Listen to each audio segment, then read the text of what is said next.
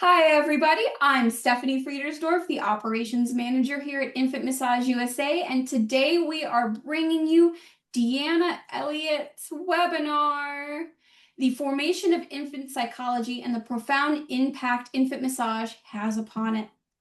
Now, some of you may recognize DeAnna because she's been working in the field of massage with parents and babies since 1981. She was trained by Vimala herself in 1982 as a trainer. She has been on the board for the U.S. chapter and work on the committee of trainer candidates for international. She has produced films and documentaries on infant massage and the neuroscience of fetal development. Since 1980, she's been involved with the personal and professional healing and has dedicated her life to assisting others with their healing. We now live in a very demanding time for that many of us demands the release of our false self or our deep conditioning so that we can step into our heightened nature without that influence.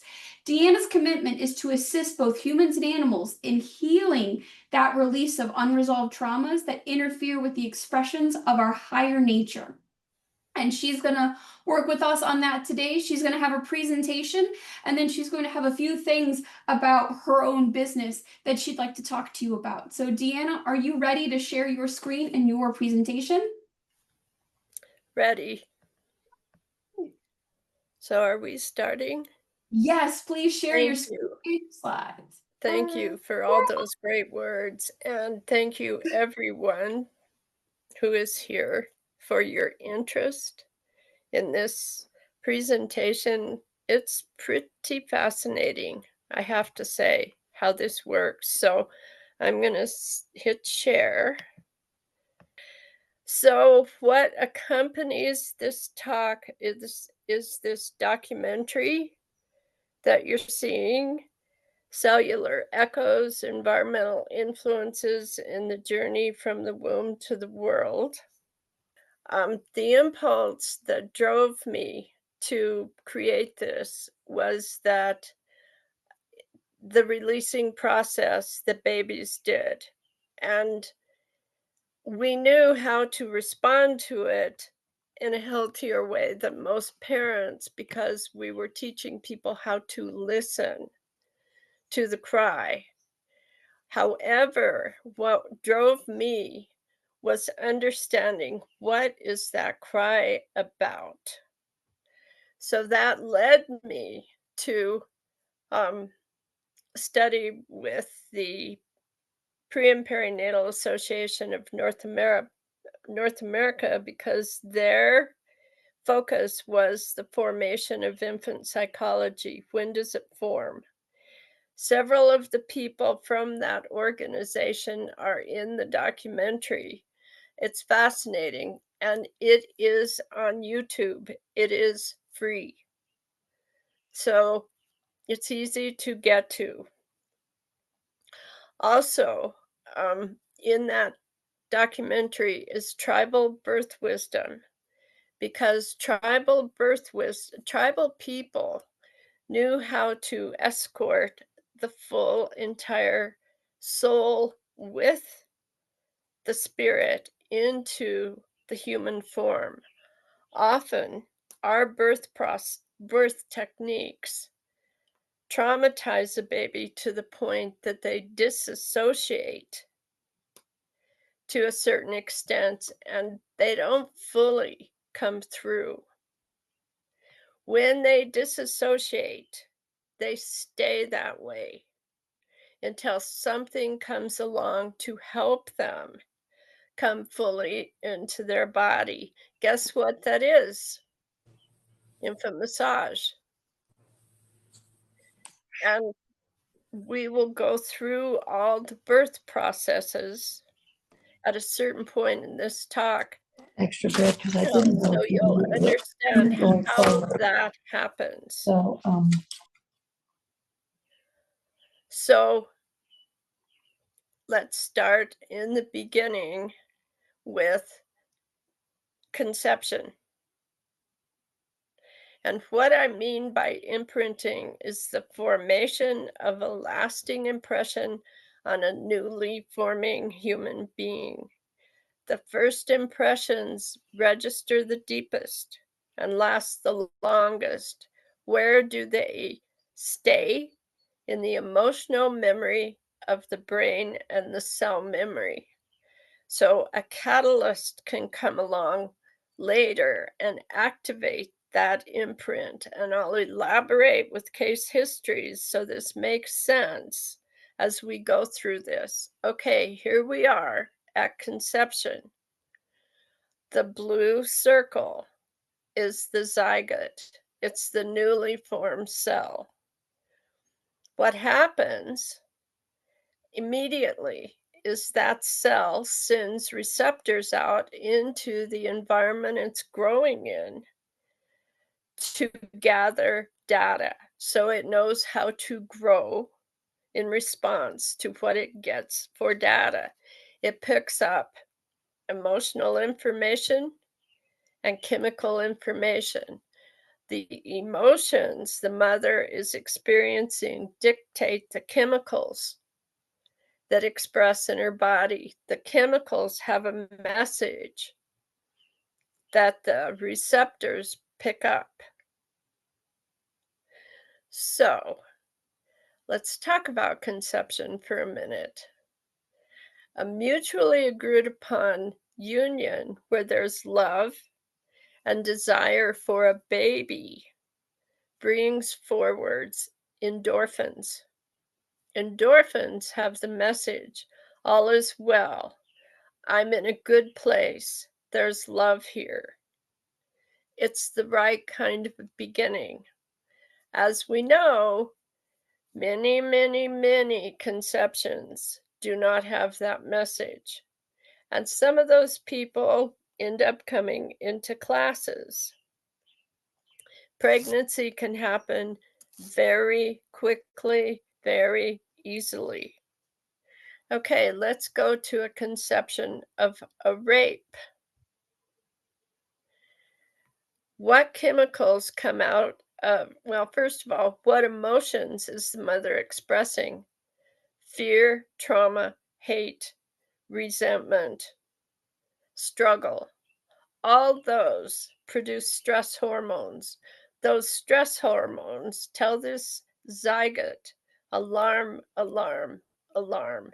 That's how this child starts forming in a state of alarm. So as we keep going into this, I'm going to tell you some case histories that represent what I'm talking about. And I did work with a baby conceived in a rape. Her story is her mother was 15. She was raped at a party. She hid the entire pregnancy from her family. When it was time to have the baby, she took a taxi to the hospital, had the baby, gave it up. That's it. The whole time she was pregnant, she was sending the message to the baby, I don't want you, you're a burden. That message goes straight into that child's body as it develops. That's a core belief. So, this baby I worked with, I knew a couple, two women who adopted this child and asked me to come teach them infant massage. And they were both social workers. And so they had a certain understanding of human psychology and a certain level of compassion about it. And when I came to this family's home, I'm looking at the baby. The baby had a very furrowed expression, looking kind of out the side of its eye at me instead of straight forward. They shared that the baby never cried. This is not normal.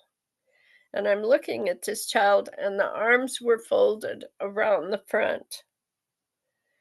And I'm looking at the body language and the facial expression, and I said, you know what? This baby really needs to cry. Do you know her birth story? they told me what I just shared, and I explained she knew she was an unwanted baby, and her mother was in so much stress when she was conceived that all that stress went into the zygote. Therefore, she does not see through the eyes of trust. And they thought they had such a good baby because she never cried. I said, "That's not normal. She's got a lot to cry about." So, okay, we do the feet and the legs. That wasn't too much. We did the tummy, not too much. Then when we started opening the heart, she really started to lose it. And I said, "It's really helpful if you can listen to her and let her tell you her story. Understanding everything isn't the point, just listen." So they were able to do that pretty well. And I said, "Keep eye contact, whatever you do." And she cried very hard, and she cried for quite a while. Okay, so I came back the next week. And when we got to the heart, once again, she cried very, very hard. And each time they gave her full attention, and afterwards, they would trade off on giving her a bottle. So she was gaining trust. By the fourth class, when the heart was opened, there was not 1 ounce of crying.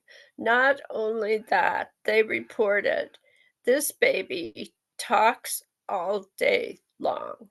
Babble, babble, babble, babble, babble, babble." And she went from being very withdrawn and afraid of life to huge curiosity and trust about life.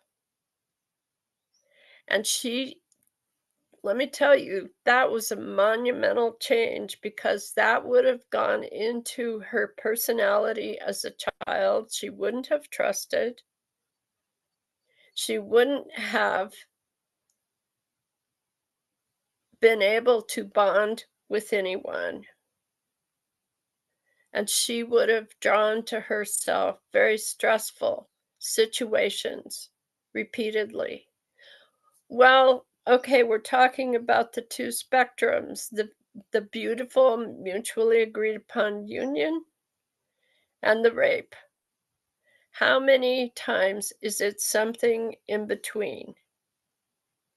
There's some good, there's some bad. Whoops, I went too far. Okay, as this moves into the gestation process, think about it. There's already core beliefs that have formed in the manner in which this child came into the world. And now, the gestation process happens. The mother absorbs every single emotion. No, I'm sorry, the baby absorbs every emotion the mother has. And on that note, how many women have a perfect pregnancy where everything's fine all the time? How many women are alone? How many women are struggling over how am I going to do this? There's not enough money. I don't have any help. All those messages go to the child. If the mother has a healthy life, she takes care of herself, she eats right, she exercises, and she has support. Many, many good emotions go into her during the pregnancy. If the mother is a heavy drinker, if she's doing drugs, if she's smoking, that also goes into the child's development prenatally. And most kids have some of each. And the amount of stress that most people are in, knowing a new baby is coming into the world, is huge. Often, two people are working, often, two people are rushing through life. Then the mother comes home, she still has to make dinner, she still has to take care of other kids, perhaps. It's not a life without stress. So the baby's absorbing that. Okay, does she have good habits? Does she not? I'll use myself as an example here. My parents wanted me. They tried for 5 years before my mom was actually pregnant with me. They were excited, they were happy. And the one thing that took place in my gestation that worked against me was my mother smoked. How did that show up? When I was born, I refused to breastfeed because I was mad at her. When I was a little kid and we would be driving in the car, and this is back a few years, bear in mind, because I'm 78, all windows had to be rolled up. I would make her stop the car and roll down every single window if she was smoking in the car. She was a very high-functioning woman. She had a school named after her because she was a saint with her children, and her own daughter had this attitude that did not make sense, even to me. When I came across what my attitude was about, I was filming an embryologist from Holland who is in the documentary. His name is Jaap van der Wal. He was talking about the nature of the embryo. That was a catalyst that triggered something in me in the way of a memory. And what started happening from there, I started getting extremely hot, was overwhelmed, both from the filming process, the number of people there, and all that had to happen. And once everyone left, luckily, a craniosacral therapist noticed that I was having a hard time. She said, "Would you like me to work on you?" She did. I remembered the time in utero. She was able to move it all the way through my system.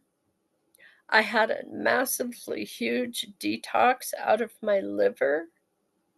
And from that point on, my relationship with my mother went completely neutral.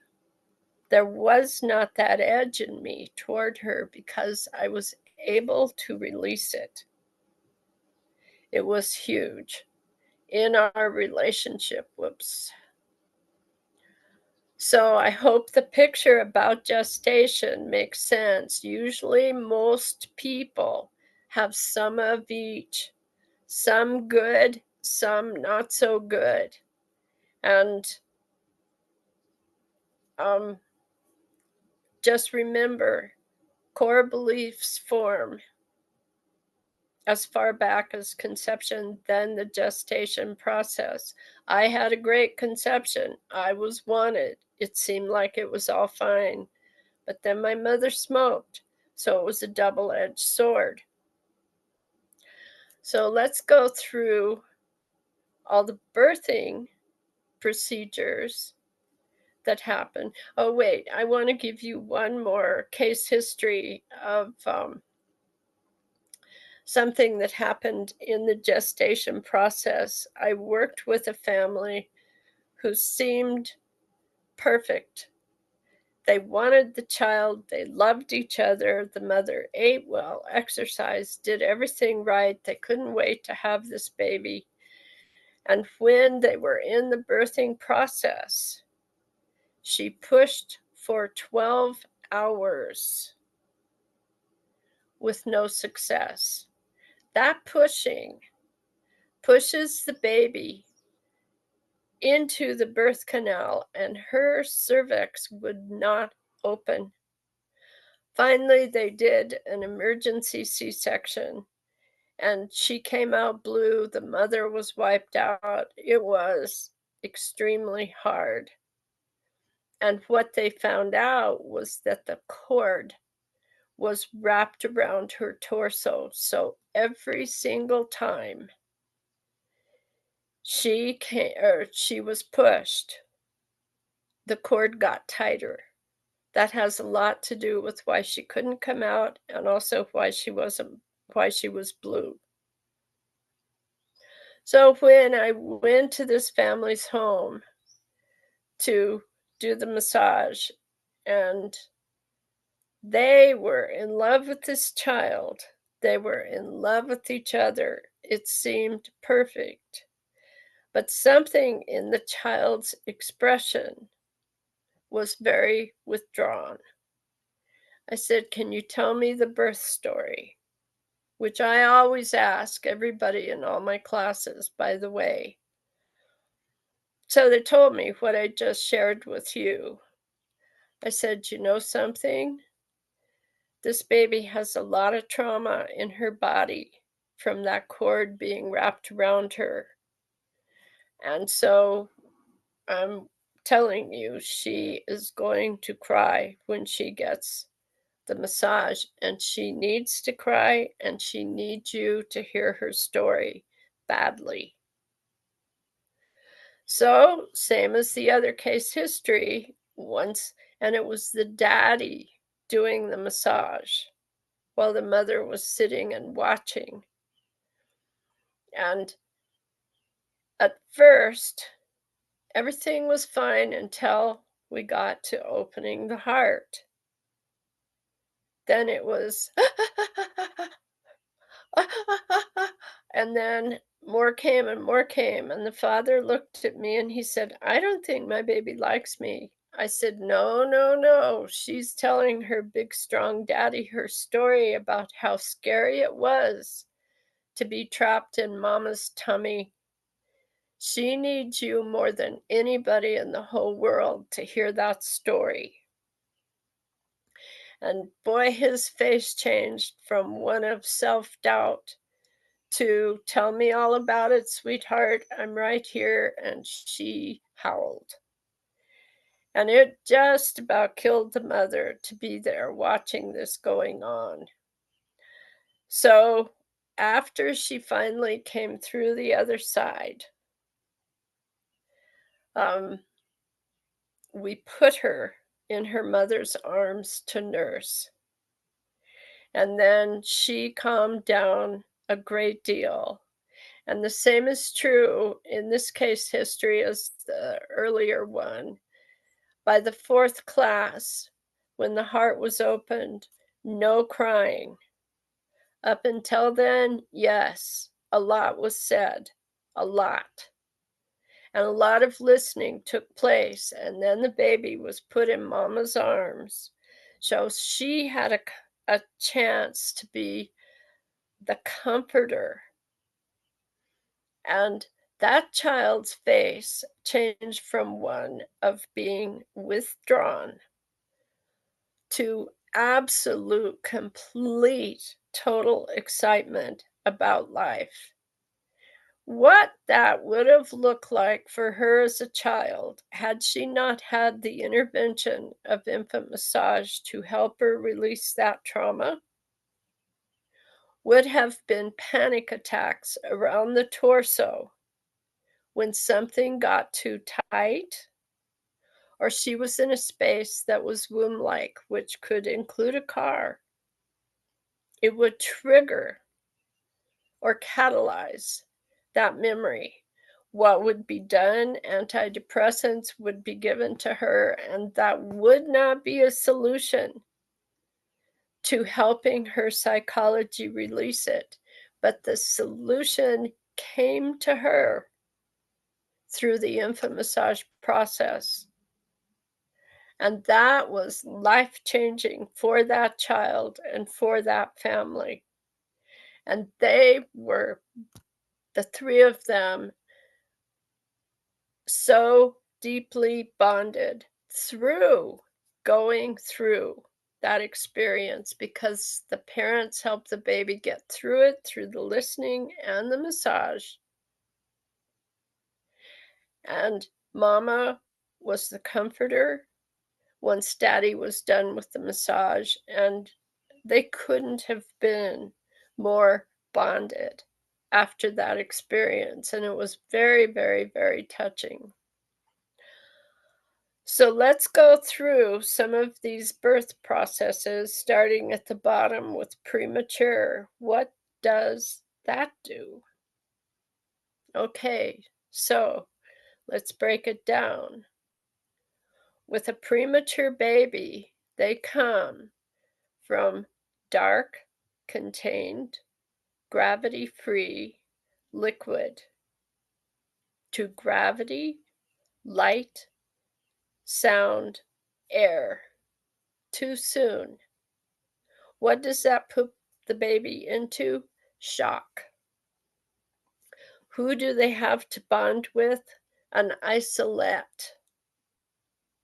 What does that often turn into? They bond with isolation. They often have trouble with intimacy. They may want it, but they don't know what to do with it because they don't have a reference point for it. One time when I was teaching at a hospital in Boulder, Colorado, they asked me to come show the nurses how to massage the babies, and these were in such early days. We had no rules about things like that. So I thought, okay, fine. Well, for a demonstration, and we could still touch babies at that time also, they brought me a premature baby whose mother was sitting beside me. And this premature baby, well, first of all, the mother said to me, "I don't think my baby likes me." Why is that? Because she's not giving eye contact, and the mothers desperately need it as bad as the babies too. Why not? Because she was in an isolette and had no one to connect with. So she learned to bond with isolation. I said to the mother, "Wrong interpretation, friend. She didn't have you right away to bond with. Let's do the massage and see what happens." And as I was showing this mother how to do the massage, that child's face turned into hers, looked her straight in the eye. The mother started crying, all the nurses started crying, I started crying. It was like a miracle had taken place. And I said, she just needs another reference point. Every time you do the massage, you increase the bonding process between you and she. You help her to know you are her primary person in life. And once again, premature babies have a lot of trouble with bonding because they were in isolation. So infant massage is the process that helps them break through the isolation and the lack of contact, so they do start bonding. It was such a touching experience. I'll never forget that.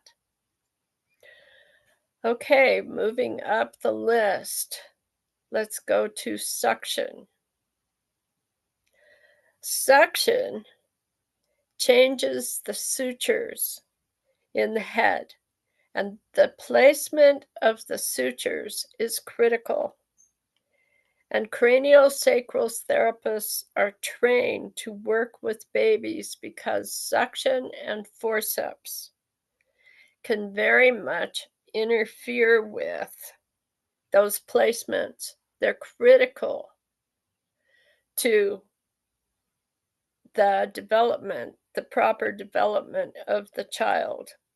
Every time I worked with people who had babies born with forceps and suction, I would recommend see a cranial sacral therapist, for they will get those sutures right in place.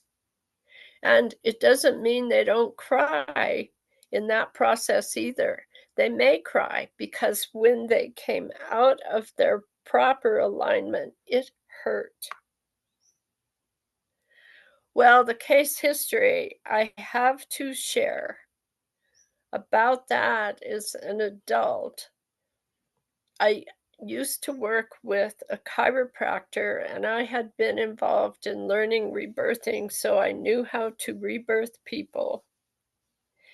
And he would come to me for rebirthing, but he would always be late and angry as he came in for his session. So I said, "Tell me about your birth." His birth was scheduled on the timing of his father coming home on leave, not on his timing. He had to come out on somebody else's timing. Furthermore, he was pulled out with forceps, and he was angry about it. That had a lot to do with why he was late. He was always late for everything because he didn't get to come in on his own timing.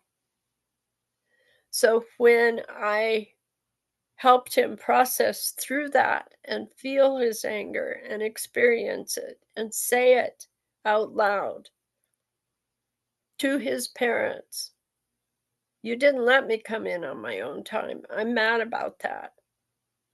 It hurt me. And you pulled me out, and I'm mad about that too." It resolved in him. He stopped being late. So then let's go to C-section. C-section also brings a baby out of dark, contained, gravity-free water into gravity, light, and sound without the opportunity of going through the birth canal. What does that do? Going through the birth canal produces the squeezing the body needs to prepare it for that change from liquid, dark, gravity-free, contained into light, sound, air, dry, and often in a birthing situation, chaos. The squeezing also helps the intestinal region to understand what to do. It's time for intestinal functioning to begin. That squeezing is that message and helps it to happen. When they don't get the squeezing, they're often colicky. Infant massage can regulate the intestinal region fine, and it emulates the squeezing they missed out on. So, in a manner of speaking, it helps them get that experience of going through the birth canal. I worked with many families who had colicky babies, and I'm sure most of you have too. And most, not all, but many had cesarean babies. One time I worked with a family who, I think the father was in the Air Force, and he brought the baby to the baby massage class. And that baby was very colicky, and it was not easy for him to work the colon and get the functionality to happen. But that was a case where the baby pooped right into his hand. And let me tell you, that man was so happy to have his child poop in his hands because of them. And when they left the class, because the pain was gone for the baby, Daddy had done that. Of course, we cleaned up the baby and all those things. But when they left, those two were so bonded and so in love with each other. It was so touching. Yet another time, I was in tears after an infant massage class for a good reason. Okay, a natural birth and a water birth. I used to be part of a water birth school in Austin, Texas. It was the first one to ever happen in this country, so it was very, very, very new. And there was distrust about it in the beginning because new things, that's often true. And there was fear the baby would drown, and there was a lot of unsurety. But I was around several water births, literally, and the baby does not have the impulse to breathe while in the water because it's similar to the womb. And then if it's brought up very slowly, it is the most peaceful birth I have ever seen. With that natural birth going through the birth canal, allowing the baby to come through on their own timing, that too is, of course, the way nature has set this up to be. It's the way it is supposed to be. And so that also is something that works well. And what the baby needs immediately after coming out is mother or a pair of human eyes, mother or daddy, to look into, to anchor, and to bond with. And in my time, a lot of babies were removed from the mother to do all kinds of procedures. That created trauma. That created disassociation. Whoop, moved too fast. So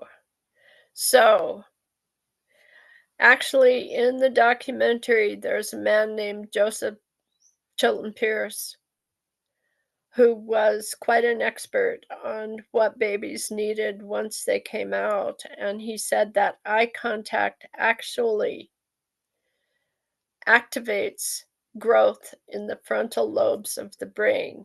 And if they don't get it, there's actually non-growth in that part, which is about compassion. It's a shared world. We work together, those kinds of attitudes. So the bonding process, as you all know, is critical. There is a book called Children Without a Conscience. It was written quite some time back, but it was written by a man who was doing case histories of serial killers, and he wanted to know, what is it that makes it possible for someone to do things like this? And what he found is that the majority were always non-bonded babies who had no one to connect with when they came in. Therefore, they did not develop a conscience. That's why it didn't matter to them, the things they did. They did not have the brain development. Okay, with this in the bonding process, the touching, the cuddling, the eye contact, they're critical. And something I saw frequently that was very tender to redirect was that when babies cried a great deal, they were shushed and told not to cry, which teaches um, babies to stuff their feelings. It teaches repression.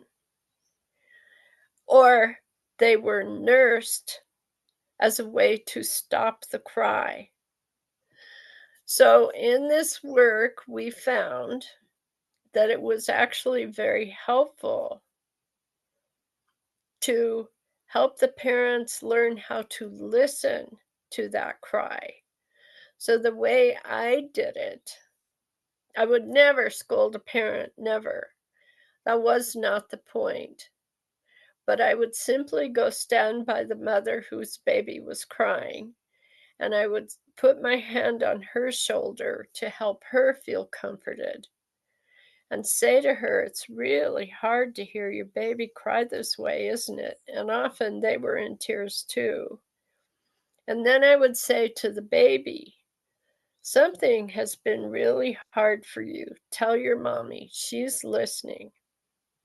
And then I would explain to the whole group, we have learned that listening to the cry is very helpful to let them share their story with you and get it off their chest. And many times when they could do that, when they were able to allow that to happen, then as the 2-year-old had the upsets and came home crying, they would listen.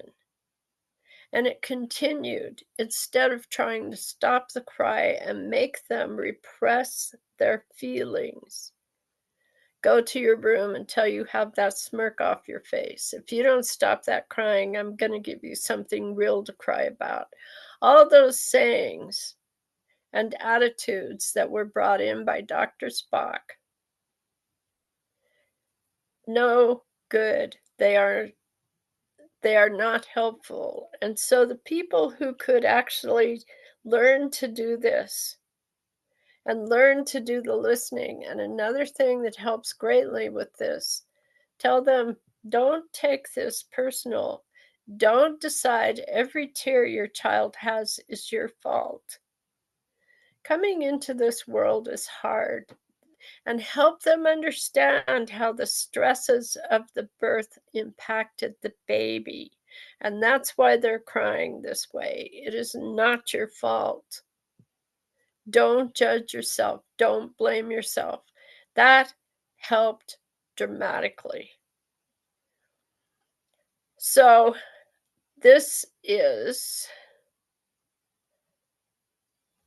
oh, and I'll tell you a case history about I used to work with babies who were born in Calcutta, left on the streets to die.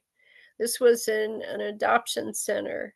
Then they were found by an agency looking for them, brought to families in America for adoption. And they would come through this agency to the infant massage classes. And I saw how none of them initially were looking their families in the eye. Why? Non-bonded babies. Didn't have anybody to bond with. So I would explain to the families, this isn't a good thing, and I'm sure you're wanting to have the bonding happen also.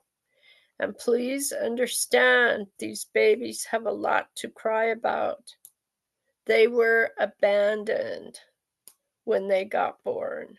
The mothers were giving the message, I don't want you, you're a problem, all the way through the entire pregnancy. Then abandonment. Then this long plane trip, and now they're with you. They have a lot to cry about. Again, what we've learned in this work is if you listen and allow that cry to happen, allow them to get it off their chest, and continue with the massage, not at the moment. When all the crying starts, I suggest they hold the baby and look them in the eye. But don't stop doing the massage. Reapproach it at a different time. If they start crying, pick them up, hold them, let them share their story. Either return to the massage or go to nursing.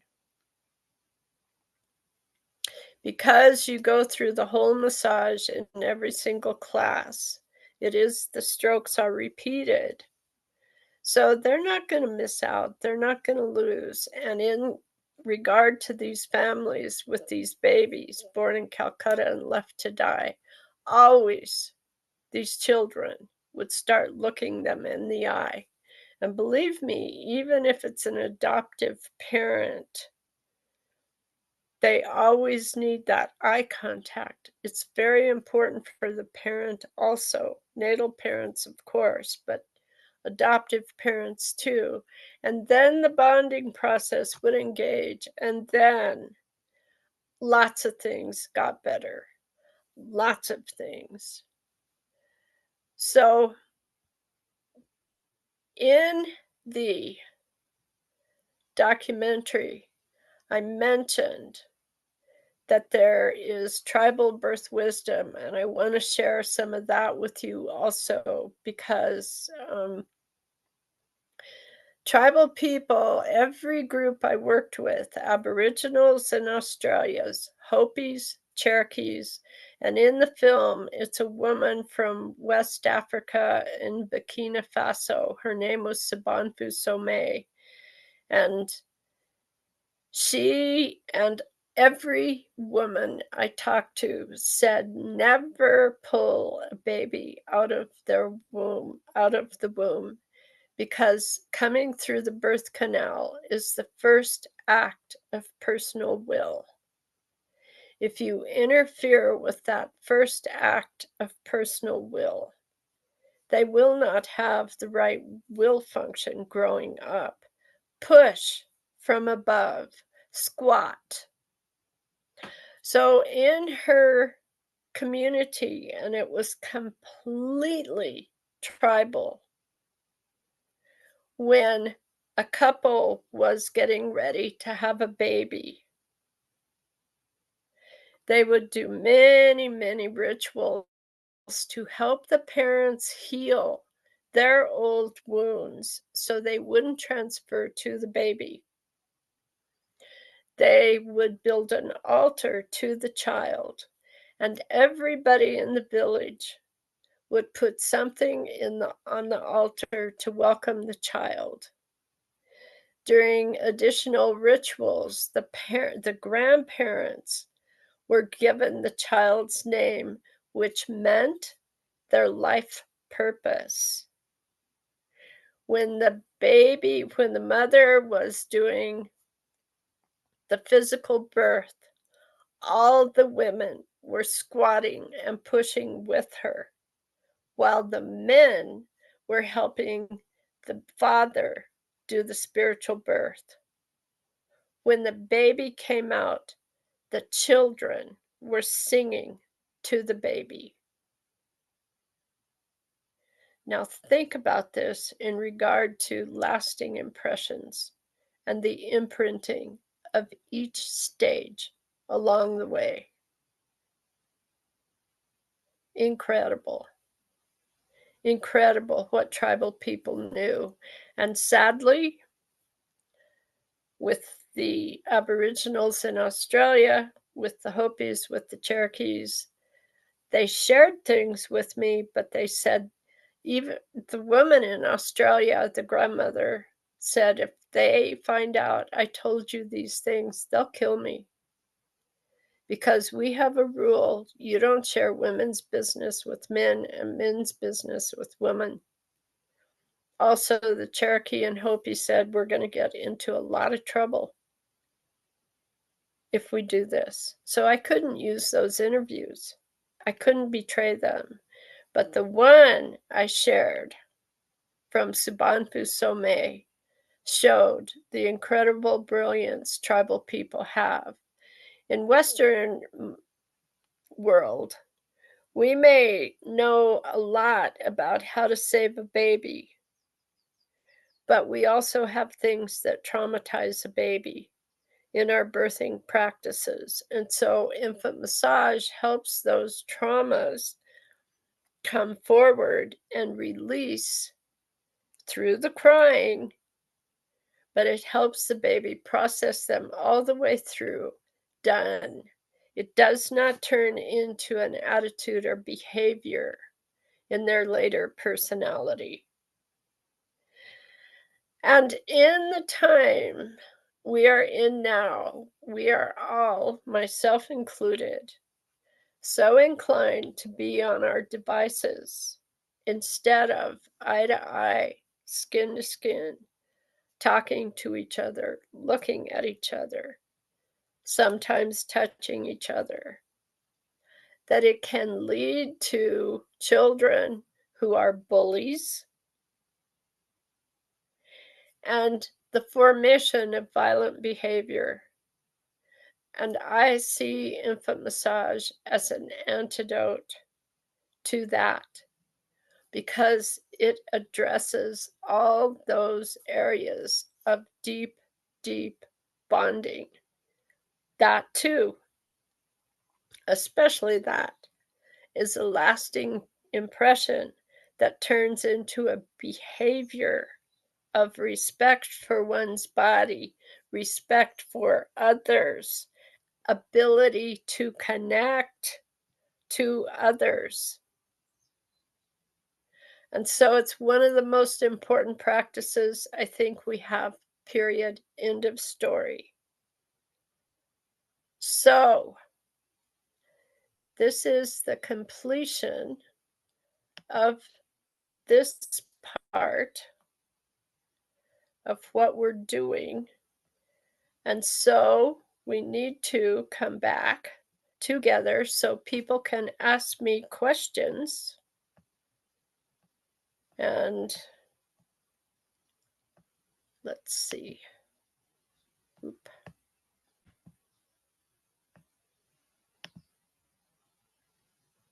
Okay, here I am. Here you are.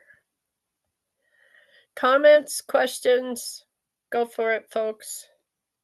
We have half an hour for this part.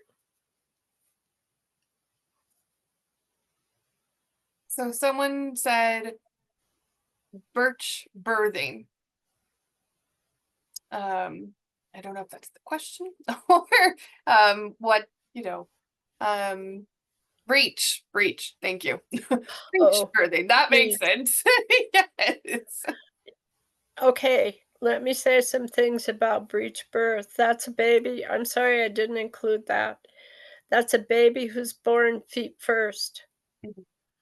And what I have found with those I was involved with, they come into this life on a very unique path. They're walking on their own path.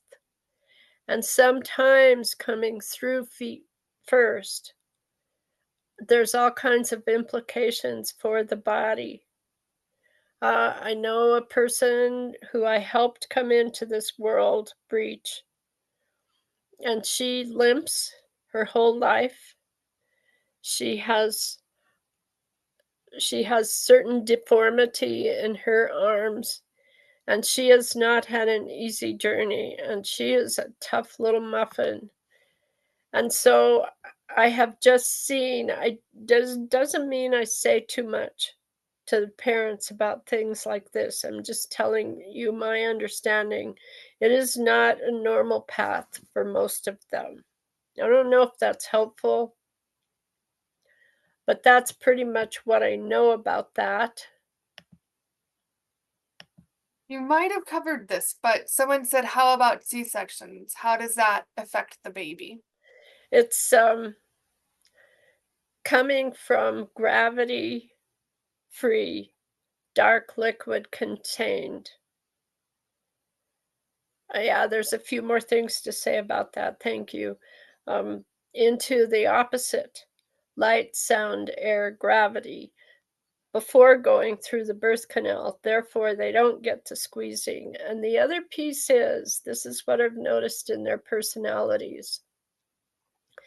When it comes time for a major event in their life, which is a parallel to a birth, like graduation, getting married, getting a job, losing a job, getting divorced, a major time, they often wait for something outside of themselves to get them through it, because their reference point is something outside of me will come get me and take me through this.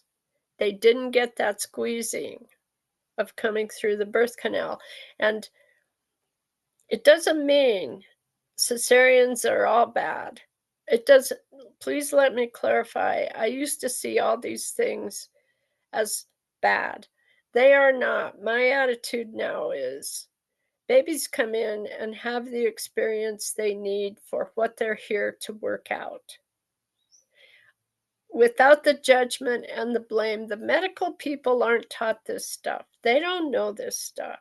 It is not their intention either. It's just the nature of our culture. So that's kind of a long answer. So I do have a question. I've been listening to the webinar, and I don't know if you talked about this. But what about the babies who are addicted to drugs? Like their mother's addicted to drugs, so then they're addicted to drugs when they come out. Like, how does that work?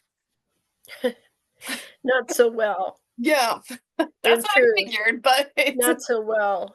And the massage helps detoxify their system because of that regular work on the colon and everywhere else, in all truth. It is a great help. Is it perfect? Probably not. But also, mothers who are doing those things while they're pregnant, they're not necessarily very good at bonding. They're not necessarily terribly interested in having a baby because they want to party. Or they have so much trauma themselves, they do that to disassociate from their trauma. If the infant massage is brought into their lives, it helps the mother get healthier and more connected to the child, and it helps the child detoxify. So that's, I think infant massage is critical for those families and kids. so And Sophia asked, oh, sorry, go ahead. Did you have something else to say? yeah, Okay. So Sophia asked, do you recommend any type of prenatal massages for mom? beautiful. It's beautiful work. Yes, absolutely. I feel like that's a precursor. If you could do everything perfectly, yes, absolutely. And the child feels it in the belly. And that's a good thing for the child. They feel it. And then when the mother starts massaging outside of the belly, it's not foreign. So for sure. If we had an ideal world, I would hope all mommies got that. And then they all did baby massage. Does anyone else have any questions for DeAnna?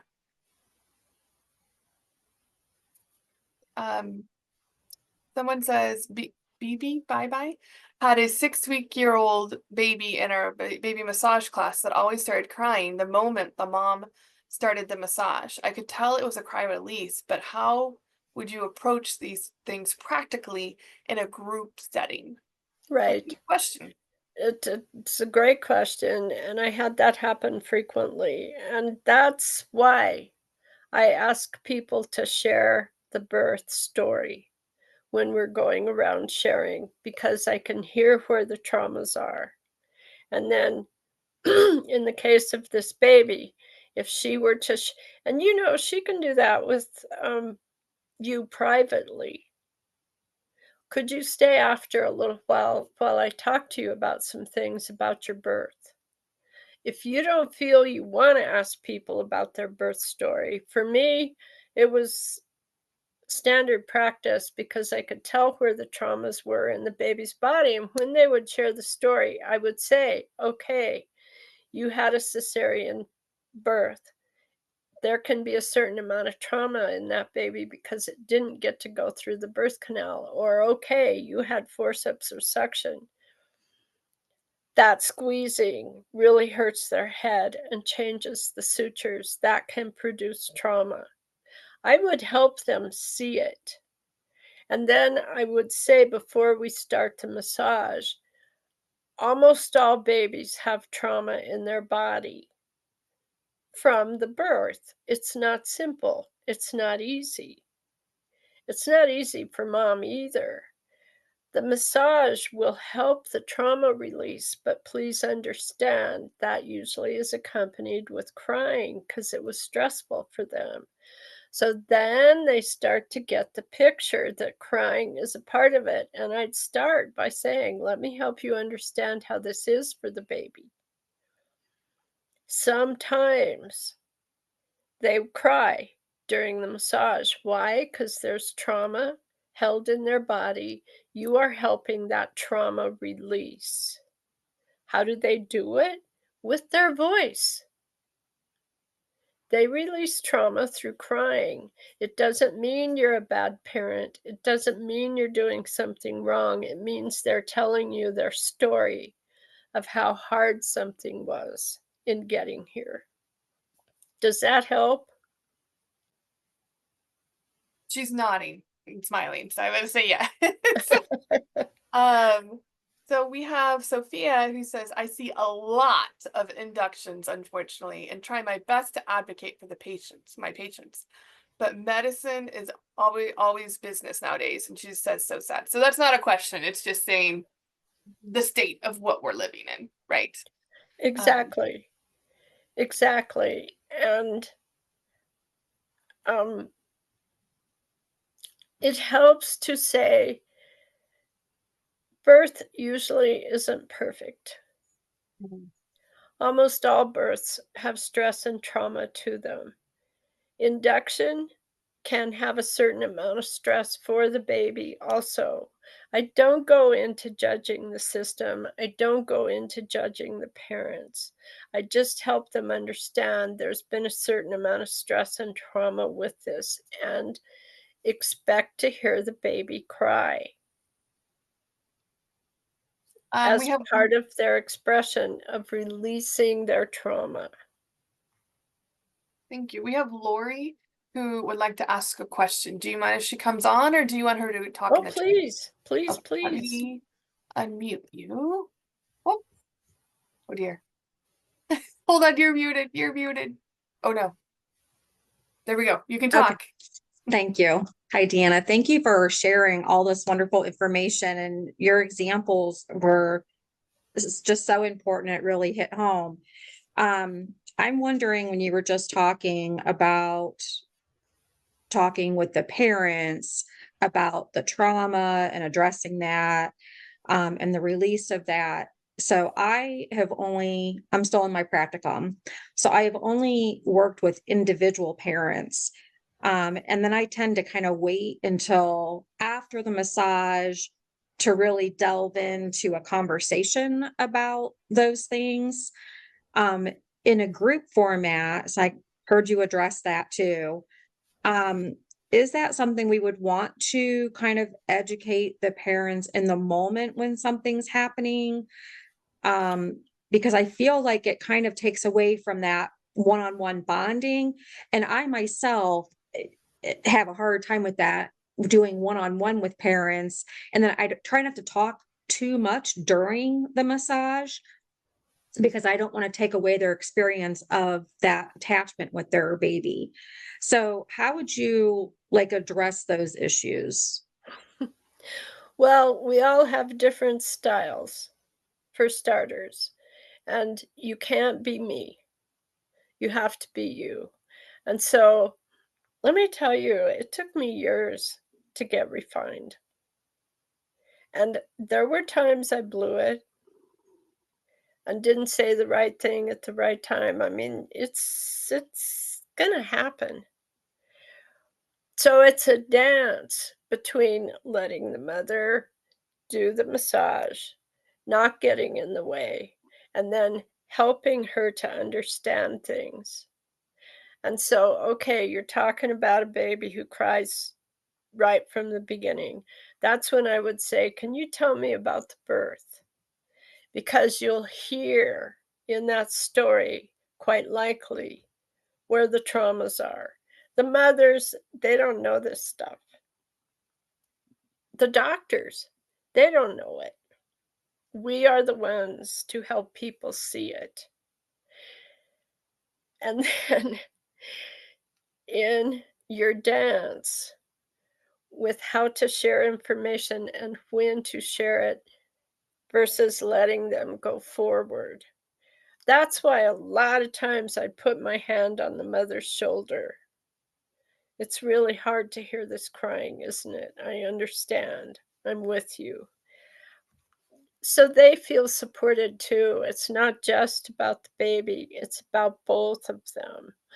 Also, trust yourself because you're going to blow it sometimes. We all do. And then sometimes you'll find this miracle comes forward in spite of you or in spite of the mother and the child. And it's just a dance. And you don't have it all in place when you're starting.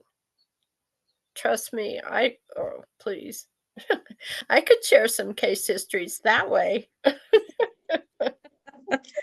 Yeah, I agree with all of that as well. And I also wonder, and this probably, like you said, comes with experience and just figuring it out as you go kind of thing. But it's when a baby is crying. So when that has happened, I encourage the parent to kind of read, what do you feel like your baby is trying to communicate to you right now? Beautiful. And sometimes it is, you know what, they're showing signs that they're not interested in this part yet. Or when we get to the face, the baby has a difficult time. And, I stress about like the hand placement. So we're not coming in like, but a baby that we worked with, really every time did not want his face touched. And so I just kind of told mom, we don't want to pressure that. We want to put that on him. The point is to help the relaxation and the attachment. So we don't want to force that upon him. Right. So we kind of just do the gentle hands on the head and then down on the cheeks, and we leave it at that. And we try again the next time. But when is it appropriate? Like that, I mean, I could see there was just a discomfort there with the baby, the pushing of the hands away, kicking up the legs, like scooting away, versus a cry like I have a lot to say kind of cry, right?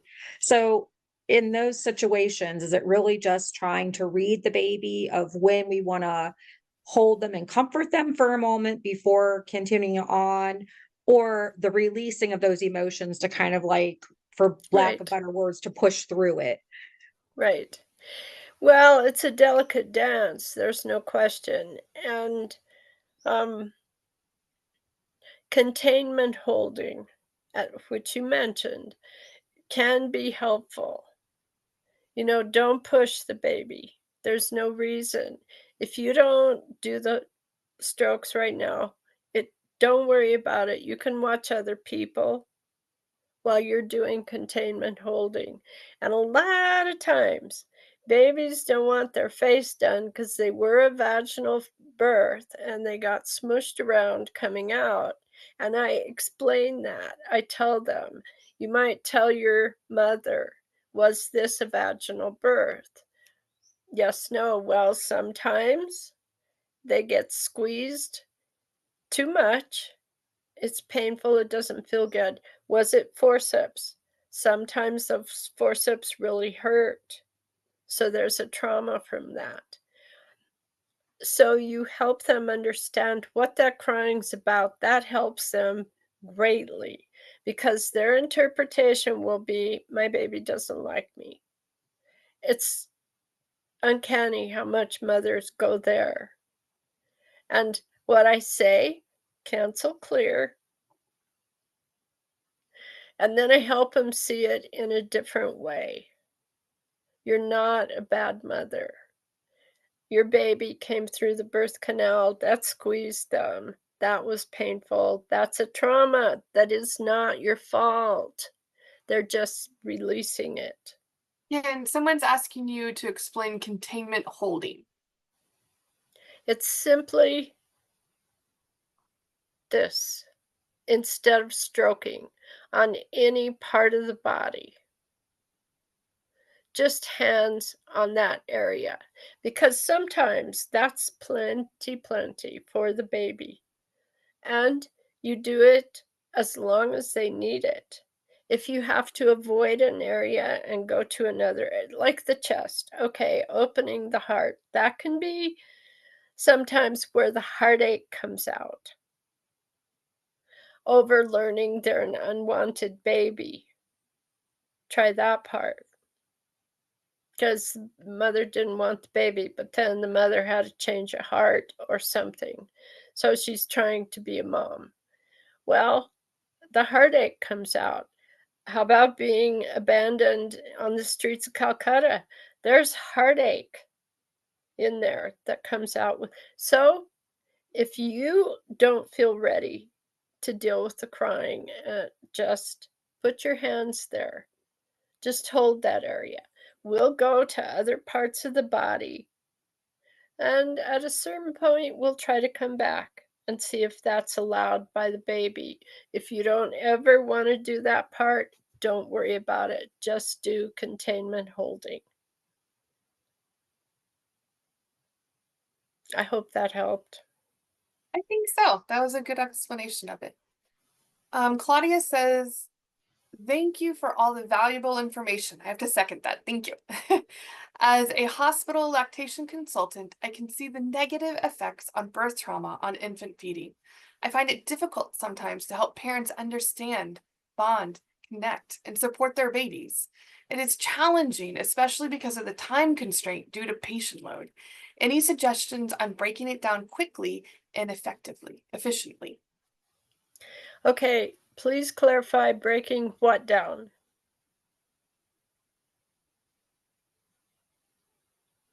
If this person wants to talk, it's fine with me.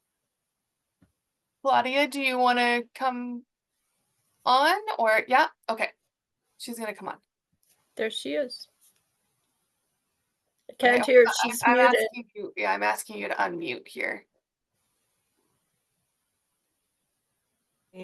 So sorry. There you go. Yeah. You're good. You're Hi, good. hi. Thank you so much. So, so sometimes I try to get the information out to the patient, to the parents, just about the benefits of infant massages, certain holding positions, and all of that. But sometimes because of the stress and other concerns, it's just kind of hard to get through. And sometimes you just have a little bit of time and you want to make it just kind of straight and down and dirty to put it to put it mildly, but just in that space, in that area. This isn't an easy question to answer, but a lot of times what I would do, say there's a baby who's crying really hard, I feel the pressure of time, and I feel everybody looking at me like, what are you going to do? How are you going to fix this? So what I would say to people, and it's always moms and babies or moms, daddies and babies, everybody close your eyes. And take some deep breaths and put your full attention into your baby. And then go down into your heart and ask them, what do you want me to know?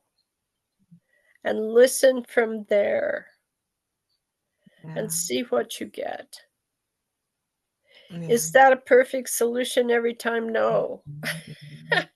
Because it's hard to have a perfect solution every time, but it can help if you get them to focus on their child, because they come in driving this, that, the baby, and they're all over the map too. It's true. It's true. Yeah. And you get them to put their attention on the baby and breathe, and nobody's talking, everybody's just listening to their child. It can help. Right. All I right. hope Thank that helped. That helped. And I think also because a lot of times I come up against a lot of preconceived ideas, some really I would say unrealistic expectations in terms of the baby's ability, and having like they think the baby can do all these things all in one day. And usually the patients I see are like day 1 to day 3 after the birth. So, so it's just kind of taking them down to reality in a gentle and compassionate way, and just having them understand it from that perspective and not from the TikTok perspective or the Instagram perspective, Or the book. or the book, right? Yeah. Yeah. Or the app. Yeah. Yeah. So I just want to say thank you, DeAnna. We have people who are Thank you. asking what's the best way to get a hold of you. And I just want to also say this is recorded and we are able to send it to all of those who registered to watch also. But yeah, give your little talk, DeAnna. 2 things I offer beyond this, and I will send this to Stephanie's going to send me the mailing list. I will send this in writing. But I will do this class again, only we'll break it down into 4 classes, 4 consecutive weeks in a month, where we do one thing at a time. We talk about conception one thing at a time. Then you bring in case histories, and we share case histories, or even your own conception if you know what it was about, if you know that. Okay, each week we dissect it, we work with case histories, one thing at a time, so it's not all one big, huge body of information, because there's a lot to digest. The next thing I offer is personal sessions for your own birth trauma, and we do that with Zoom. We start with Zoom, and I regress you back to your birth, and it's easy. I've been in the rebirthing world for 7 years, and people go there quickly. It's amazing to me how fast they get there. Then I talk you through a process on the Zoom, and then once we complete there, I do vibrational energetic healing to release stress, trauma, anxiety at the level that you were at as a baby, and we identify where the traumas are. Like almost everybody has prenatal trauma, because very few women have stress-free pregnancies. It's just not very real. So we identify it, we go back to it. I encourage people to release their feelings, their pain. And then I do work beyond that when we're not on Zoom and you are laying down, receiving, to take it further. And this is all written up. I'll send it to you. And then if you want any of those things, you get in touch with me. Thank you, DeAnna. I want to say thank you for joining us today. We hope that you found this session meaningful and enriching. I definitely know I did. If you'd like to see more webinars like this, we invite you to consider making a donation. Your support helps us continue to offer these sorts of webinars and growing education opportunities to help share our mission. Together, we're nurturing, connecting, communication, one child at a time, one family at a time. And I really, truly believe that we're changing the next generation. So we put a link in there to make a donation if you'd like. We're so thrilled, DeAnna, that you're here. And we are just beyond blessed. So thank you, everyone, for coming. DeAnna, any last words? Deep gratitude to all of you for doing the work that keeps, I'm going to cry, the human heart alive. Touching each other, talking to each other, looking in the eyes with each other. It's critical, especially when we're all on our devices all the time. I bow to all of you with deep gratitude. Thank you. Bye, everyone. Have a great day.